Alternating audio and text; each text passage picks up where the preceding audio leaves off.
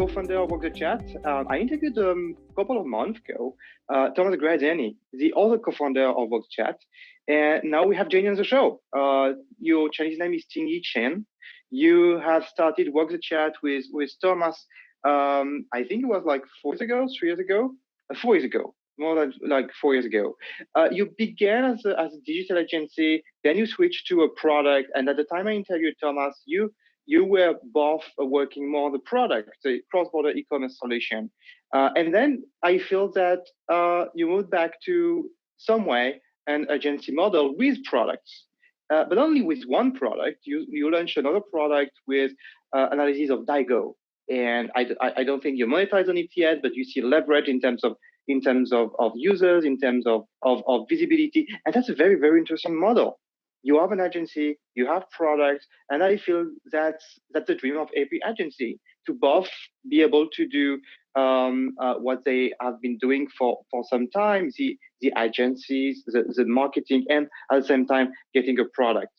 I'd like to talk with you, so in this talk about how you started the business, how you met with Thomas, how you built the product and the agency. Something we already covered with Thomas a bit last time, but it was like nearly a year ago. So an update would be very interesting. And then to talk about digital landscape in China, which is changing so fast.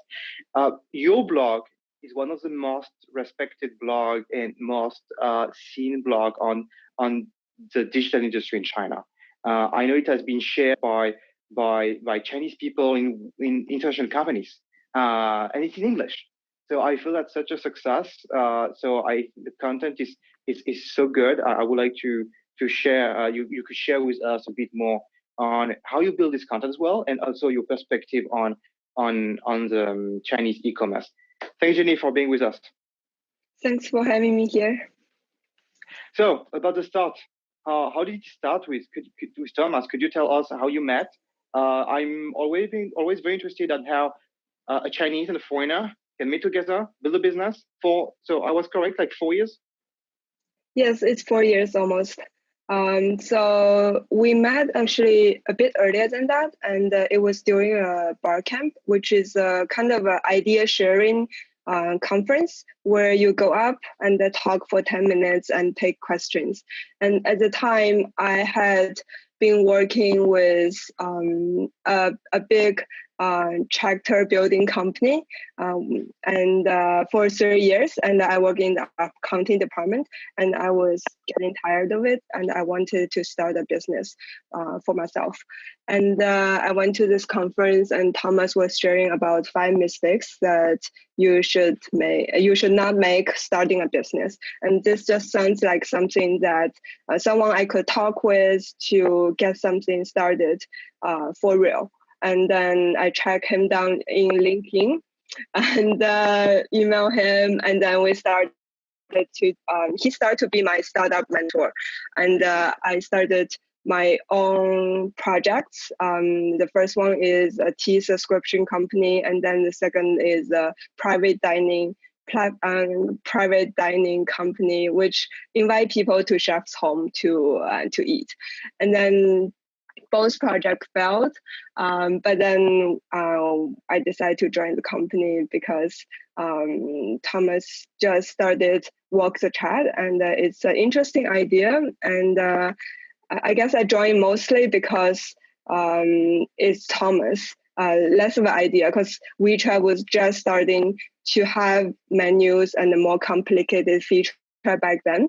And he has this vision that there's a lot of opportunity in the customization of the menu, in the technical development, and of course in the part where the overseas companies coming into China, and this is something that they can leverage to start something from scratch.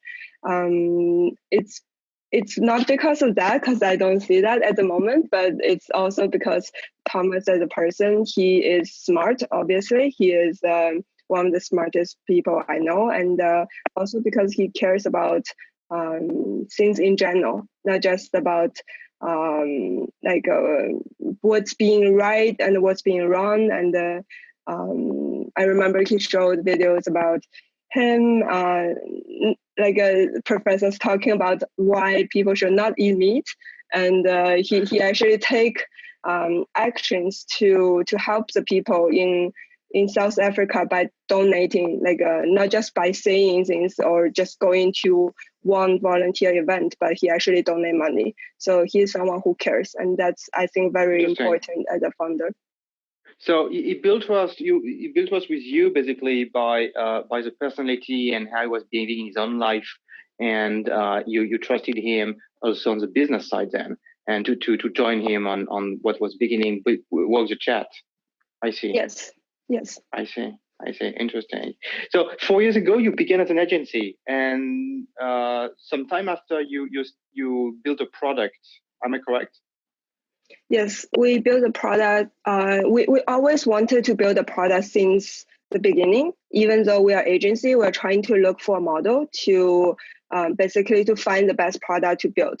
And via all the customization projects that we talk with some of the larger companies such as NFL and Nestle, then we found there's a lot of SMEs who want to enter China, but they don't have the platform to enable them to, for example, start an e-commerce store. And we realize it's a demand, and it could be something that is more of a general demand. So we built this product for a lot of our clients to use.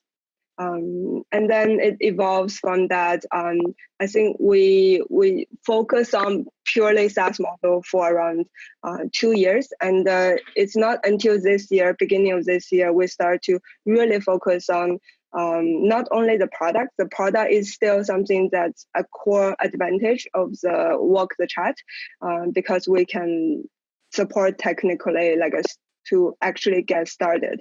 But it's also, we realize that just having a platform, for example, just having a WeChat official account, just having a WeChat store, it's not going to bring any traffic to the business.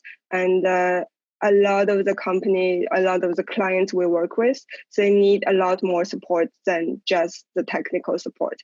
And then this is when we decided to step back into the agency model and really focus on the very high quality clients to help them to not only do the content, but also do the promotion, the campaigns, day-to-day operation. And this is when we really see the sales growth of the client. To help them to get succeed. I see. A lot of agencies try to build a CRM, social CRM. I feel your software has been more focusing on e-commerce, cross-border e-commerce platform at the beginning, the software's product. It's a bit contrarian. Why you came to the conclusion to create this specific software, cross-border e-commerce, and not like a social CRM that's what most other agencies try to do actually when they try to build a product?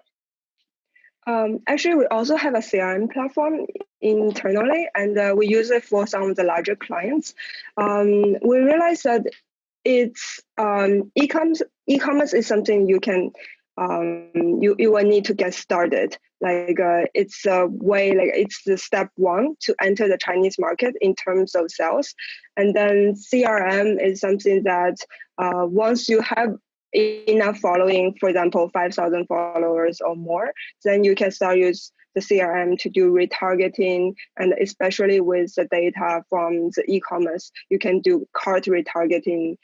You can do a lot more complex retargeting based on the data that you get from e-commerce. So we started with e-commerce because it is something that can really solve the problem of the client, which is getting started in China and sell and test the market via, for example, a KOL campaign, and to actually sell their product and see how the market reacts.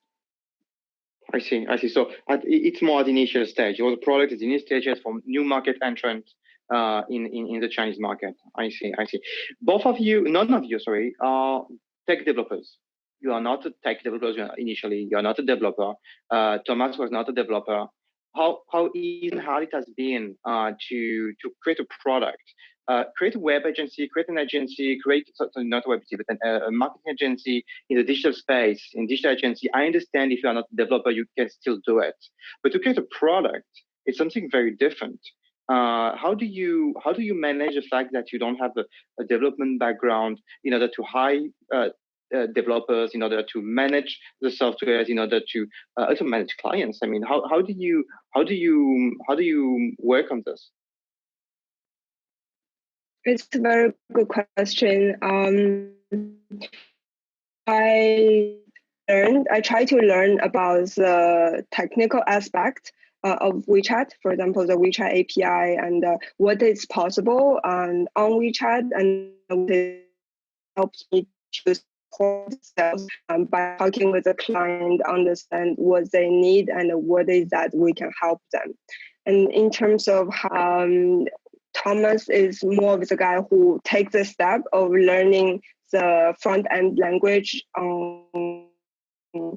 by himself, and he actually takes the step to learn the language, and he can do a bit of coding himself. So he takes the leadership role in terms of the technology management. And we've been incredibly lucky with hiring of programmers. It's a bit through personal network, and so far, once we have this momentum, and it's much easier to hire people since we have this WeChat official account, and we have a community of people who cares about WeChat. But yeah, in general, hiring is it's always difficult, and it's something we are trying to figure out. By hosting more events and by trying out different platforms. So we're still trying to figure out that. I guess especially in Beijing, we have all those Chinese tech giants, which are hiring so many developers. I think it would not be easy to hire them, to hire programmers. Talking about agencies. And your positioning. Could you tell us about how you position yourself? I know you are famous for your content. You have a very big reach in terms of from your blog. You get quoted, you get visibility. Could you tell us how you position the agency compared to other agencies? There are so many agencies in China and working on the Chinese digital landscape. How do you position WalkTheChat? Okay, sure. How we position the content. So because we are B2B agency and our client is someone who is interested to do business in China. So we have this in mind and to create content that is useful for our audience. So when we think about what kind of content to put out in the blog, we usually think about what is the news in the tech, especially in social media and social e-commerce related news. Is that a piece that our audience, the business owner of companies who is interested in the Chinese market, is this something that they are interested in? And will this be helpful for them? And is this something they will share on the blog? So this is how we decide what kind of content we put out. Yeah, to share on blog, to share on WeChat. Do you have a magic formula on how to share on WeChat? To create content that can be shared on WeChat? Do you have some? I'm sure you have thought about it. There's if you have to categorize what is the magic formula, I guess what I really care about when writing an article is first the title. This is something that people see even before they click into your account. So the title, and you can put everything in the title because the phone screen is just so small. So you have to just convey your idea with the first, maybe if it's in English, it's maybe first 6 words, so that people knows what this is about and create interest for them. And then also the cover picture is very important. It's something that can trigger people to click. And especially now that WeChat changes its format, if you are a subscription account, And if people star you, then the cover picture is going to be larger, and this is this stands out a lot. So you really need to customize your cover picture so that no matter in what kind of font and what kind of format they see, if it's a square or if it's more of a rectangle cover picture, you want to make sure to optimize it so that to maximize the click-through rate.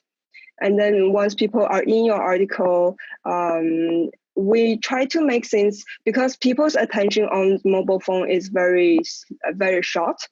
Sometimes they see your article when they're working in a subway. So you want to catch their attention. We always summarize our articles in the first paragraph and usually in bullet points. So if people want, they can get the information in 10 seconds, the most important information. And then in the body of the article, we usually put a lot of pictures because it catches people's attention, so that it's much easier to view the article with, for example, graphs. We do a lot of graphs to data analysis. So with more pictures and graphs, this makes it easier to read. And at the end, you want to have an action call. It depends on what kind of content you put out. If it's a campaign, you always want to design a very clear like a user path. So people should read your article, and you need to define what you want them to do. Is it click into your WeChat mini program shop? Is it follow your official account? Is it share on your moment and to join a lucky draw? So you want to have a very, very clear user path so that people can do exactly what you want them to do to maximize the conversion rate. In terms of content, for B2B, of course, we try to be as educational and useful as possible. But even for our clients, which is usually B2C business, we still tell them like you need to have like at least 60% of content that is very, very focused on educational or useful content, so that people, and you don't need to put any branding in it, because as soon as you put a product or branding, it just kills the reshare rate. So you can have just branding and building brand awareness content to, for example, if you are a clothing company, you can write about what is the best trend, what is the fashion trend of this autumn, and how you can dress up with some of your product in it, and just don't sell product at the end. And this can really help the user find value in your article, even if they don't have any intention to buy, and it's maximize the reshare rate. I see. You're talking about the content you create. As an agency, WalkTheChat, how do you differentiate from the competition in terms of value proposition as an agency? We are, in terms of the things we write, we are very, very analytical, and we are very data driven. So that's one of the, and we always tell them we are very, very transparent. Thomas have the saying of open kimono. So you can, we're really, we even write articles about like where we get all the source of the information. So for me, myself, I follow a bunch between 10 to 20 official accounts in Chinese that talks about tech news. And this is, and I also read other news. And this is usually the Chinese news are a lot faster than the translated one, and they're a lot more in detail. So this is where we can get the newest information. And then we also have the first mover advantage, because we are the first official account to talk about WeChat marketing and only about WeChat marketing. So we already have a huge follower base. So this helps a lot to keep growing based on that. I see. You talked a bit about your clients, which are mainly in B2C. You are specialized, but you don't only do WeChat. You're also managing Weibo. You're also managing other platforms. Could you tell us about the environment currently? Weibo was created nearly 10 years ago. WeChat is a bit more recent, but getting a lot of leverage. You have new players like Pinduoduo, Toutiao. You have live streaming platforms. How do you articulate all those platforms? And could you share some cases about how you articulated those platforms, if you do? Or maybe you would say that basically WeChat is so popular with close to 1 billion users that you don't need the other platforms. I will be very interested to have your opinion on it. Yeah, that's a good question, and it's also have a complicated answer because it depends on the product and the category. So for us, we work with a lot with fashion, cosmetics, some lifestyle consumer, like fast moving consumer goods. So for this product, usually if they have to choose one platform, of course, it's WeChat, because this is where people spend most of their time on using their phone. But if they have somewhere, I would say above 5,000 USD budget in terms of social media marketing, we would then recommend Weibo as a second platform to join. Just because Weibo is a lot cheaper in terms of user acquisition, and it has a lot of followers for KOLs, and they are also cheaper with the content, and it's very good with user engagement. So sometimes we use both Weibo and WeChat. Weibo more being a user acquisition channel, and then use kind of lead the follower from Weibo to WeChat as a traffic generation for WeChat, because the conversion rate on WeChat is a lot higher. So that is Weibo. If company have enough budget, we definitely recommend. And of course, it also depends on the brand for sure. Then for the other platform, we can start with Pinduoduo. So Pinduoduo is a platform where it is very, very social-based e-commerce, and they are very selective in terms of what kind of product they want to, what kind of brands they want to put on their platform, because they have a huge user base. It's very hard to get onto it, especially for newer foreign overseas brands. But once you are on it, the traffic is quite high.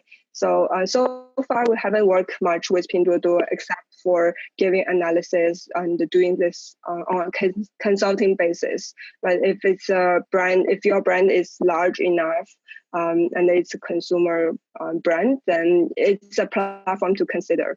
Then I think you mentioned Douyin as well, right?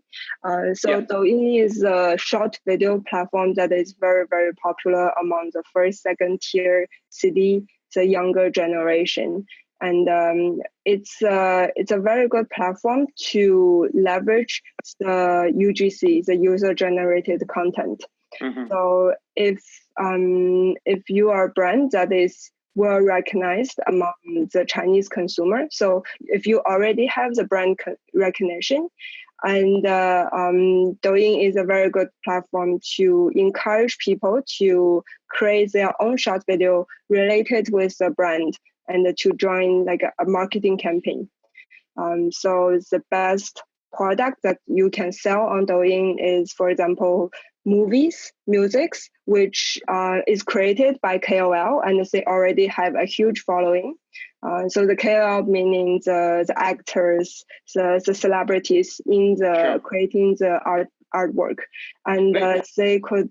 Yeah, may I focus on Douyin? You say that you can convert from Douyin. On which platform do you convert? Do you go in within Douyin? You have an e-commerce platform. Do you have to move to another platform? Is it linked to Tmall? Is it linked to Weixin DN, to WeChat? How does it work? So Douyin today, generally speaking, you cannot put any e-commerce conversion link. So it is purely for brand awareness and brand building. And this is why it's only limited to larger brands. It is, however, changing. Last year, it did a test to put, with only the top Douyin KOLs, you can put a Taobao link to directly buy after seeing live streaming with the KOL. And then I think it's 2 weeks ago, they also put a mini program link. So so it is possible. WeChat mini program. A WeChat mini program to link to WeChat shop. I think today it only appears in one account. So it is still a very early stage that they're testing it, but it's something that you can see upcoming. The trend is either they link with Taobao or WeChat mini program, depending on, I guess the size of the KOL. So today it's not open to everyone yet. And the Douyin belongs to the larger parent company is Toutiao, and Toutiao is kind of in the independent from both Alibaba's influence and Tencent. So it's interesting to see, and it's quite strong. It's like almost the second biggest social media content generation company in China. So it's interesting to see which direction they will take, or are they going to even create an e-commerce platform on their own to serve all this traffic.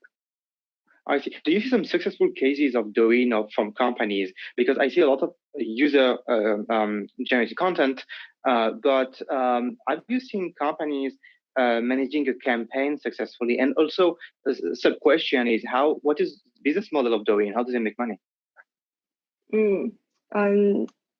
Okay, interesting. So for successful case studies, besides the movies and the music, some of the companies that did really well on Douyin is, for example, the hot pot companies, the hot pot chain Haidilao. And what they did is they are a hot pot company that is famous for its service, and that they can provide all the ingredients that you can put into a hot pot. So using Douyin, they kind of encourage people to create different recipes for its restaurant, and people try to find hidden menus. So they combine different ingredients and they make something very absurd or something very interesting that other people also want to try. So this is a very good case study because it's something that really encourages the users to create content on their own, and it's very easy for users to just create content like that. And then another company is also food related. It's Coco, the milk tea company from Taiwan. And what they did is they also create a very special menu to make some milk tea in a very special. It's like when you go into Starbucks and you have your favorite drink order. And for this milk tea companies, they encourage users to create their own milk tea that is very very absurd and maybe with a lot of bubble tea, like the bubbles or something like that. So people get excited and they start sharing a lot on Douyin.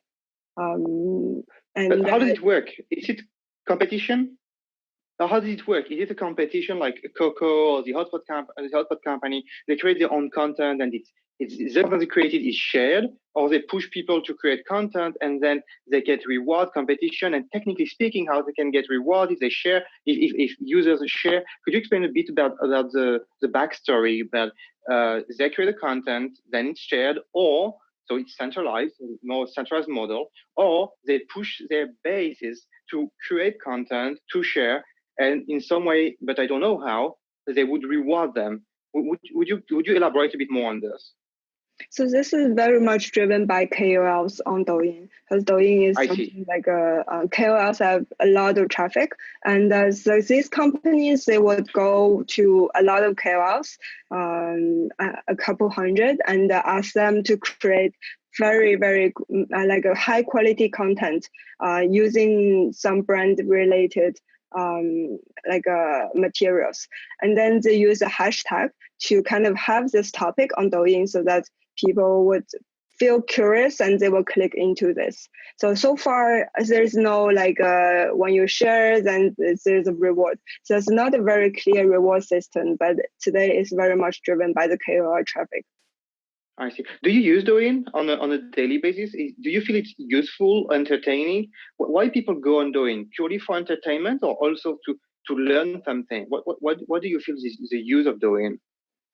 What I understand, I don't use Douyin myself, but what I understand from talking with the young people is that it is very easy to spend a lot of time because the whole app is designed to keep you inside the app without leaving it by giving you endless content. And the content is made in a very specific way that will keep people interested. So I know Douyin have a very strong content creation team to guide the user to make the content in a specific way so that it looks cool. There's a very cool music effect, so that it could be interested by the younger generation in the top tier cities. And because the whole app's designed that you can just keep swiping, and I know people spend hours or even spend overnight using this app, and it's interesting to see like a lot of people, they try to delete the app because it's just spend too much time, but a lot of times they usually download it again after a certain period. So it's kind of like how you get addicted with drugs. Exactly. I feel it's an addiction because people don't search for information. It's a lot of push actually. It's not a search. I see. Interesting. Okay. In terms of platforms, you mentioned Douyin, Pinduoduo, Toutiao, which is a news app, if I understand, very famous for the algorithm created.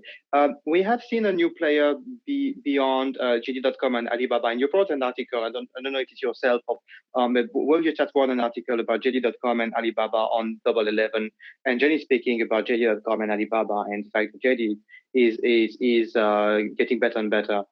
In the landscape of e-commerce through quality, through services, through having buying product and then reselling and not being a marketplace only, compared to Tmall, which is basically a very light asset model. That's what you wrote in the article, which was a very interesting article. How do you feel about new platform like Douyin, Xiaohongshu? How do you differentiate them? First question. And secondly, we saw that in cross-border e-commerce for Double 11, one of the best-selling items was sportswear. And I feel, as far as I understand, that KOL play a lot play a big role in sportswear. Do you feel that Xiaohongshu changed the game on this aspect? And what's your take on the new platform? So Douyin, Youdan, and Xiaohongshu, for instance. Sure. Yeah, it's very interesting to work in this space because there's new platform coming almost every month.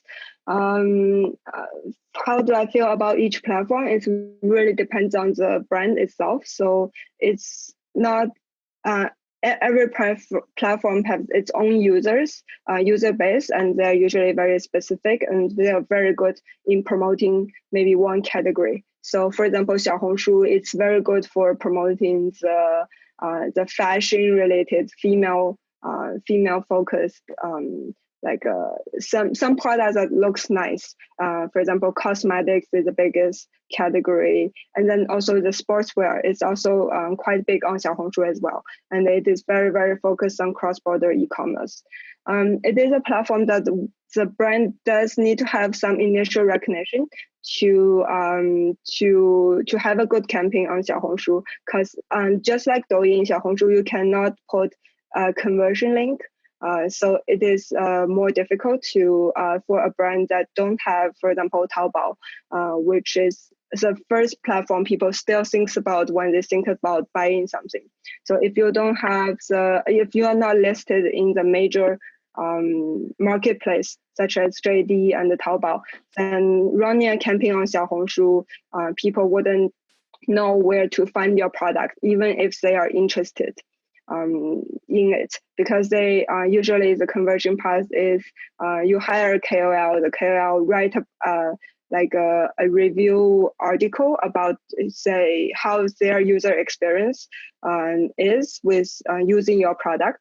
And then people would go out from Xiaohongshu and go to either Tmall, Taobao, or whatever e-commerce platform they first think of, and to search for this product. So if your product is not listed on the marketplace, it's you are losing a lot of very, very good traffic. So this is for Xiaohongshu. It's very good. It's very good for the product that is works well with the KOLs that is female targeted. But then listed on Xiaohongshu, because there are two layers. One is Xiaohongshu is just a social media platform where people share their their user experience of a product. So this you can leverage the KOL on this to promote the campaign. And then the second layer is Xiaohongshu also have its own e-commerce platform to sell very selective products. It's something that brands could consider to join this, but without investment into the key opinion leaders to promote your product, it's very hard to get traffic on Xiaohongshu, even if you just list it on there. This is the case for most of the platforms, including like JD, Tmall, and even WeChat. So you do need to find a source to generate traffic to be in order to succeed. Talking about Xiaohongshu, to elaborate a little bit more on Xiaohongshu, which is a recent comer into the game. What's the business model? Is it linked to JD and Tmall? They don't take the commissions. As far as I know, the Tmall commission is about 6 to 10% given to Alibaba. So it's going to Tmall. What's the business model of Xiaohongshu? So they also have their own e-commerce platform, and they also take commission based on that. So this is just like Tmall, but with a social media aspect to it, because it started as a blog to review all the cosmetics product, and this is where they get the initial user base, and they expand on that. So I misunderstood when you were saying that if there is no link on JD.com or Tmall from Xiaohongshu, you have a lower conversion rate, but you still have a conversion rate on Xiaohongshu, right? Yes, if your product is listed on Xiaohongshu, but then for the smaller brands, they cannot list it on Xiaohongshu because you need to get an invitation and you need to pass the process with the Xiaohongshu team. Okay. So talk about Xiaohongshu. What other platforms are to be considered? We talk a lot about Youjan on WeChat, Weixin as well. What do you think about those platforms? Do we see conversion rates? High conversion rates. Is it very used? And also, we saw some brands leaving Tmall and Alibaba ecosystem because they don't want to share the data. They don't want Alibaba to retarget on their customers, competitors, and to move on WeChat. I feel was a concern. And is WeChat more careful on the use of those data? What do you think about this platform, and why brands would go on this platform? Sure. Yeah, Youjan is the biggest WeChat shop platform that in China. So a lot of the companies, they use it to generate their WeChat shop. And this is, I think this goes back to the race of how people's awareness changes, seeing WeChat more as a social media platform, but more as a e-commerce, as a place where people can find the brand directly and to make a purchase directly on WeChat. So this goes back to the whole social commerce trend, which is happening in China and very fast in the past 3 years. And we definitely see more brands are interested in going directly B2C. A lot of brands, they come to us and they used to only sell via distributors on Tmall. And they are more and more wanting to take back the control to directly sell to the users, especially that you can generate brand awareness, you can get the full user data. So I think on a platform level, WeChat, they would not share your user information with another your competitor. And I guess this touches a bit about how the advertising works on each platform. For JD and Tmall, advertising is very centralized, controlled by the platform its own, and mostly it's either display banner ads or the key search words, and they use a lot of the data from the brand to target the consumer's product, for example. On WeChat, it's less about specific competitor because you don't have this option to target a very specific competitor. Instead, you are targeting only the user behavior, and it's today it's not very very accurate in terms of what you can customize in terms of the targeting. But you cannot do for example, cart retargeting. You don't have like a pixel in Facebook where you can retarget the visits from your website. So there's a lot of limitation in terms of advertising today. Yeah, I feel so frustrating actually that WeChat does not develop such a powerful tool like Facebook Power Editor, or the targeting tool to target audiences on Facebook, where you have lookalike, you have targeted audience, you can target on precise ages, precise interest on Facebook, and WeChat has the same data, maybe even more because very linked to mobile from the very beginning, and you cannot target very well. How can you target on a campaign on gender, on cities? Do you have interest now or not yet? We get a lot of interest in terms of they want to place ads on WeChat, but the first thing we tell our clients is it's not a sophisticated platform such as Google or Facebook. So the quality of the users that's generated from those campaigns are likely to be lower, much lower than if you generate like a follower from a key opinion leader campaign, which is very, very targeted. And because of the limitation, we usually only encourage the brands to only use it for if you want to get started, you want to have enough number, meet a KPI, or just getting started from ground zero. It's a good tool to generate enough followers to meet your target. To just get started. Or if you just want some of the larger brands, like a car brands, they want to have like a more of a brand awareness campaign, then WeChat Moment is very good because it has the video and it has the H5 landing page that people can you can guide people through to enter user information. But in terms of the preciseness, it's I actually work with I give a lot of feedback to the WeChat advertising team, and they are aware of the difference between of them and Facebook, and they're constantly referring to Facebook to trying to improve the platform.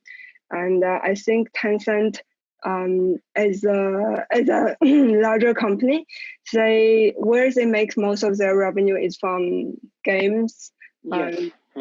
Like the games, and this is I guess this is partly why they are reluctant to optimize the advertising to really monetize the advertising more, right? Because today they still benefit a lot from games. But since this year it's start to see signs of slowing down. So maybe the next year they would focus more on monetization with building a much more sophisticated system for the advertising platform. Yeah. On the other hand, Facebook was scary at some point. You can target exactly followers or the people who like your competitors. It was so precise. It was a bit scary. I feel it has to change a little bit. I try to be less obvious. You talked about KOLs. So actually, because the tool of advertising on WeChat is not very precise, it's also certainly very expensive, because meaning not precise, it means you need to pour a lot of money into it because your target is very large, so you cannot precisely target. You go through KOL. How do you target KOL? How do you identify them? How do you work with them? Is there a systematized way of working with them? Is there ranking, scoring? How do you work with them? Yeah, we there's a lot of ranking platform. Like it's like a search engine platform for KOLs on different platforms, and the one we use most is called New Rank .cn. And this, I think, this is the biggest like a search engine for the KOLs. It gives you by putting into a keyword, for example, in an industry or like your product name, then you can see the ranking of the KOL related with that keyword. So it's a very good base to start your KOL search. But then it's also a very tedious job to identify what is a best quality KOL, because there's a lot of like fake reads on social media. So you really need to dig into the data, into is the content match with the view number? Is the view number in the right proportion with the likes? Is there enough comments to see the right user engagement level? And is the comment the real comment or is it fake? And what's the quality? And when before we work with the KOL, we sometimes also ask two things. One is the screenshot of the backend to see, for example, the reshare rate of the article. What is it reasonable? Where the user usually reading from? And this you can see like if the content is real or not, based on the proportion. And second, we also look at the other brands that they work with.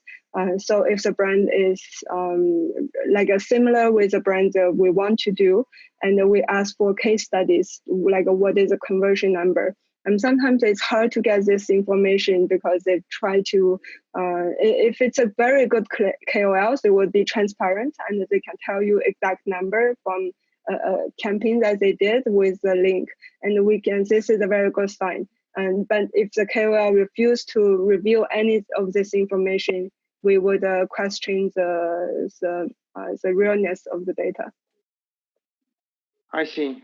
Interesting. You were talking about KOL. What is linked to KOL is also not only, but live streaming. Live streaming has been based on KOL. Live streaming shoot and then the settings through Taobao.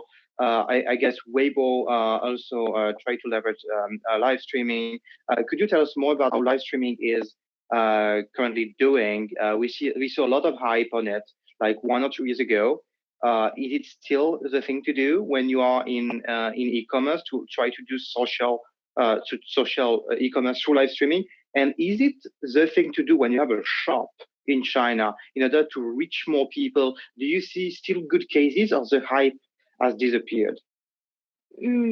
That's a good question. So live streaming is kind of like a cooling down as an industry overall, compared with like 1 year ago.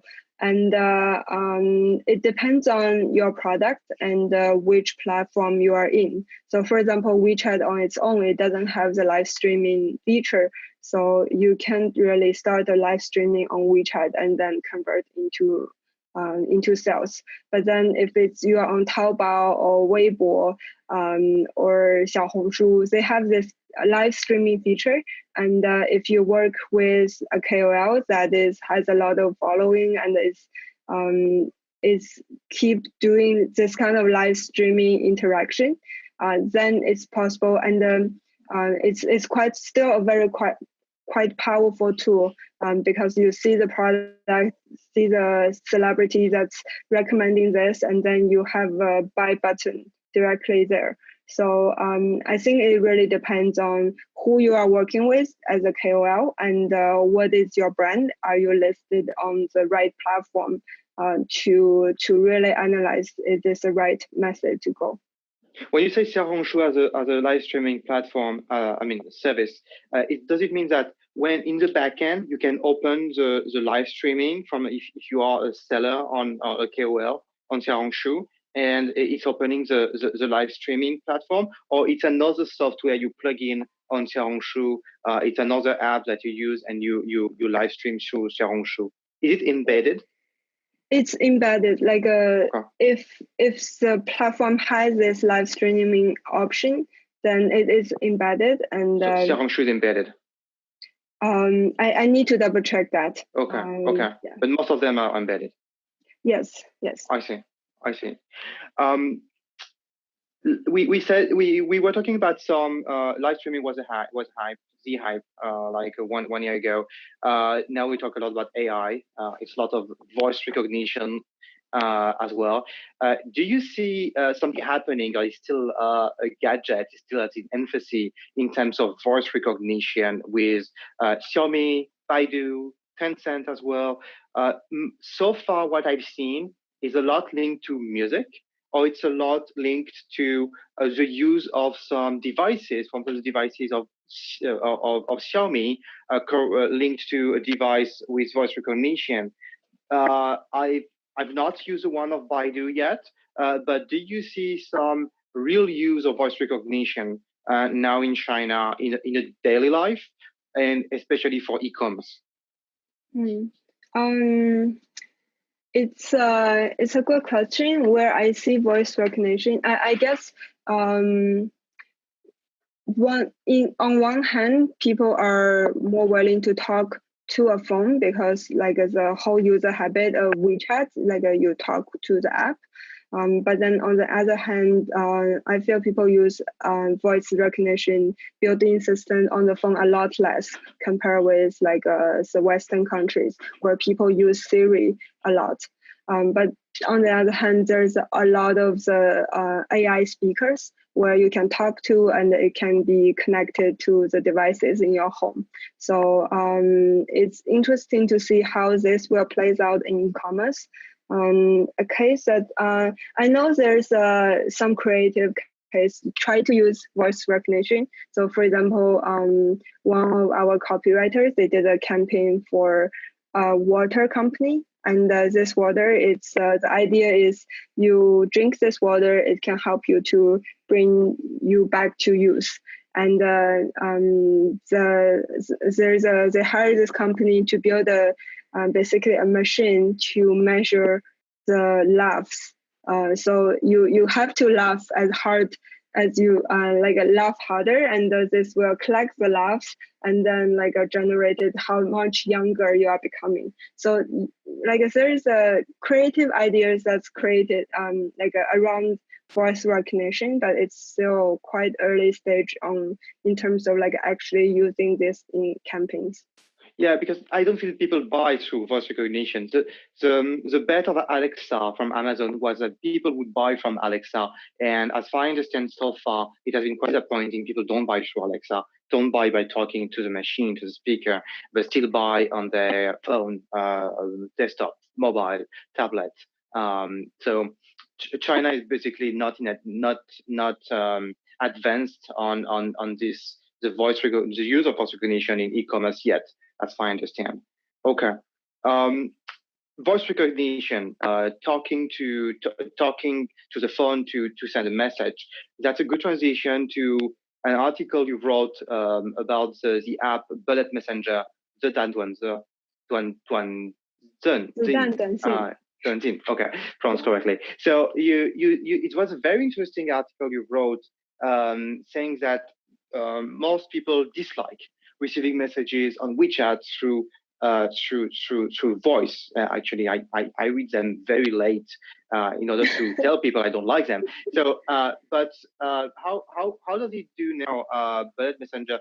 It had very interesting features. It seemed to solve this issue. It seemed to be, as your opinion, to be the Slack of China, maybe more professional, more use in the professional world. How is it doing now? Well, nobody ever mentions it again. That's the thing with China. Like something can go really popular, has millions of users, just because the people who create it, it's someone that's famous in the tech industry, and people follows it, and then it becomes hype for like the first month, and then it kind of dying out. So it's dying out. It is. no one around me is using it anymore. I think at some point people are using it to share the illegal content, the censored content that you cannot share on WeChat. And then because it's still a new platform, so you can share a lot more information.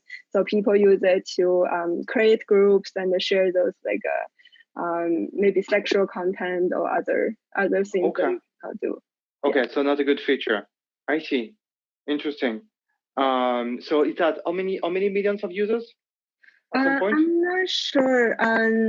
Let me. It was one of the fastest growth, right? I mean, more. It was, yeah. Right. And yeah, and I remember the title was like it's going to kill WeChat at some point. If it keeps growing at the rate it was growing, but I think today it's not. So it's like has a 5 million registered user on the 11th day of its launch, and I got a 150 million RMB funding on the 7th day. So it was yeah. Wow, and it's dying out. Last part of the talk, I like to talk about Double 11. Today is the 19th. Double 11 was 8 days ago. Double 11 2018. How was it this year? You wrote an article before, I think, Double 11. You wrote an article after. I read both of them. You compared JD.com and Tmall. JD.com was actually giving the numbers a bit earlier than Alibaba and with a different way of calculating. You also, and that's what I would like to focus on, analyze some key examples and some key ways of leveraging Double 11. To summarize some of the aspects you found out, sell coupons. So you sell a coupon at 1 RMB, which gives access. You sell a coupon, which is something maybe the West doesn't understand. You sell a coupon, 1 RMB, and then it gives you access to 20, 30, 100 RMB discount on Double 11.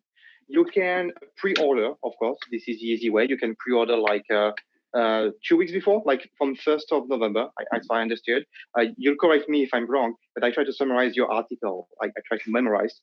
And you also have games. People play games, sharing, and they get what we call in China red envelope, Hongbao, where they would get some discount. Red envelope being a bit of cash or discount or coupon as well. They can reuse after what could be within 1 day, Double 11. Or actually it could be a bit more complicated than this, I guess. And you also mentioned the management of scarcity. I think it's Dyson. You took the case of Dyson, which launched a product weeks before a Double 11, selling only 2,000 units every day, making the product rare, and then available basically for Double 11 with discounts. So creating a lot of weight of scarcity. So the potential clients would actually digitally queue to buy them. Would you have examples of companies which successfully used Double 11? Yeah, it seems like the data just come out several days ago, and this year there's a lot of companies that is on the, I think, 10 billion sales figure for the Double 11. I think Double 11. One company, 10 billion RMB sales. Yes, their total. It's 1 billion. 1 billion. Sorry, yeah. It's 1 billion, and there are total 8 brands, and they're Apple, Xiaomi, Huawei, Meidi, Haier, Nike, Adidas, and Uniqlo. So 1 billion being 150 million US 1 day. Perfect. Yes, exactly. Yeah, and a total of 237 brands, which has more than 100 million RMB sales in the Double 11, which is a lot more than last year. Last year, there were only 167 brands. So it seems like the platform is kind of consolidating around larger brands. A lot of like all those names that we heard, these are brands that's already well established within the Chinese market. Yeah, you talked about Apple. I was surprised really to see Apple because I don't see Apple making discounts. How do they do on Double 11? What do they do on Double 11? I'm not sure. I'm sure they must do some kind of discount, maybe on the older model. I think even Apple, you don't see Apple running advertising in any other countries, but in China they have to do it. And so to the same with discount. Maybe not on a newer model, but maybe in the older ones. What I liked in your article that you used some example like Three Squirrels, a food company which did well during the Double 11 or well on Pinduoduo. I can't remember now if I'm mixing the articles, but you had a couple of Dyson which did well in the pre-launch. Would you have other examples in mind you really admire and you get inspirations from? That's a good question. I don't have any, I follow brands and let me think. The example of Three Squirrels was interesting. I don't know if you were the writer of the article, which was on your blog. It's a food company, and I think that's the same as on Pinduoduo, which was offering for free. But this example was interesting. Then you had Dyson on your blog that I found inspiring. Would you have others? Or if you don't have that, that's fine. I follow a lot of brands on WeChat, and they are very much KOL based. So when it comes to Double 11, they will launch special campaigns and to encourage the users to make purchase. After even myself, I don't drink wine, but then there's an account that I follow, and after reading 5 minutes into the article, it really builds up the demand, the emotion to I have to buy it now, and then I bought a couple of wines. So these are a lot of examples with for example, the WeChat KOLs. They are very, very good at building the emotion, the scarcity, and you have to do something right now. Otherwise, you are going to miss either the coupon or the promotion. Okay. So it's all about build up the impulse purchase. Yeah, China is really the country for guerrilla marketing, where you have all these KOL micro influencers you can leverage. Last word is about an article I just want to mention. Was very interesting. I've read very little about it. Is ebook in China. And you wrote an article on it saying that actually it's increasing, it's growing, it's big in China. And I guess that the country where people read most should be China, where the highest number of sales in books and so on should be China. And ebooks, I guess, would be the biggest market in the world.